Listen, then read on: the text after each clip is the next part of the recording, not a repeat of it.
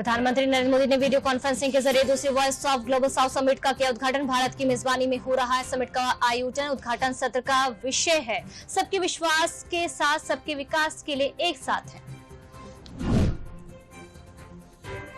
PM Modi ने दूसरे voice of global south summit के उद्घाटन सत्र को संबोधित करते हुए कहा कि पिछले साल दिसंबर में जब भारत ने G20 की अध्यक्षता संभाली तब हमने इसमें ग्लोबल साउथ के देशों की आवाज को आगे बढ़ाना अपनी प्राथमिकता मानी। प्रधानमंत्री नरेंद्र मोदी ने वीडियो कॉन्फ्रेंसिंग के जरिए दूसरे voice of global south summit के उद्घाटन सत्र को किया संबोधित। पीएम ने कहा, voice of global south summit 21वीं सदी की बदलती हुई दुनिया का सबसे अनूठा मंच है।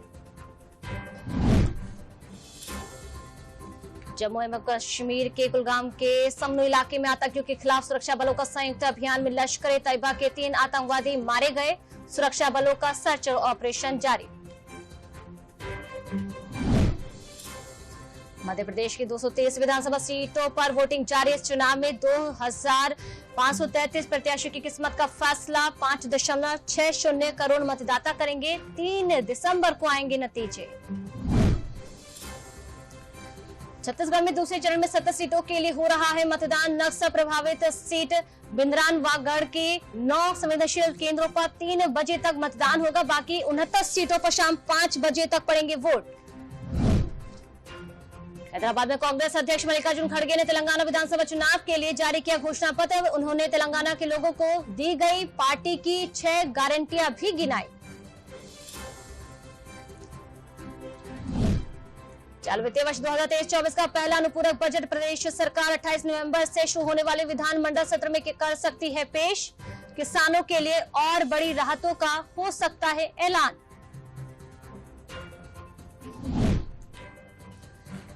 और राजधानी लखनऊ में सूर्य उपासना के सबसे बड़े 4 दिवसीय त्योहार नहाय खाए के साथ आज से हुआ शुरू। राजधानी में लगभग 18 लाख लोग शामिल होंगे इस महापर्व में।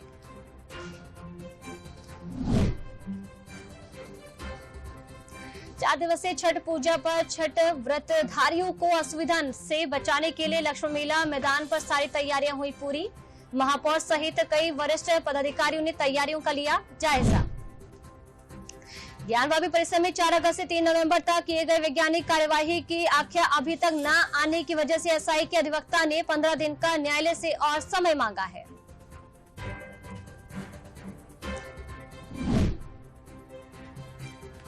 इलाहाबाद हाई कोर्ट ने मथुरा के श्री कृष्ण जन्मभूमि शाही मस्जिद के सर्वे के लिए कोर्ट कमिश्नर नियुक्त किए जाने की मांग को लेकर दाखिल अर्जी पर गुरुवार को आदेश किया सुरक्षित। साथ ही इससे जुड़े 16 अन्य मामलों पर हुई सुनवाई।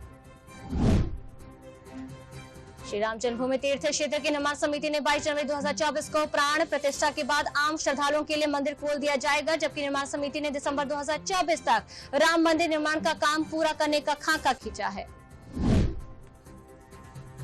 विश्व प्रसिद्ध वाराणसी में आयोजित होने वाले गंगा के किनारे देव दीपावली को लेकर तैयारियां जोरों पर। पर्यटकों की संख्या बढ़ने के कारण कई अन्य घाटों पर की जा रही है देव दीपावली के लिए विशेष व्यवस्था।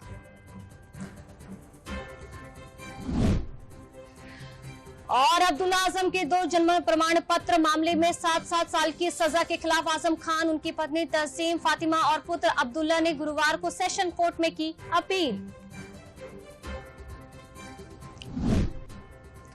प्रदेश के गाजीपुर जिले में विकसित भारत संकल्प यात्रा के दौरान सरकार की विभिन्न विकासशील योजनाओं की स्थिति पर की गई चर्चा। लाभार्थियों तक सरकारी योजनाओं का लाभ 100% पहुंचाने के लिए निकाली जा रही है यात्रा।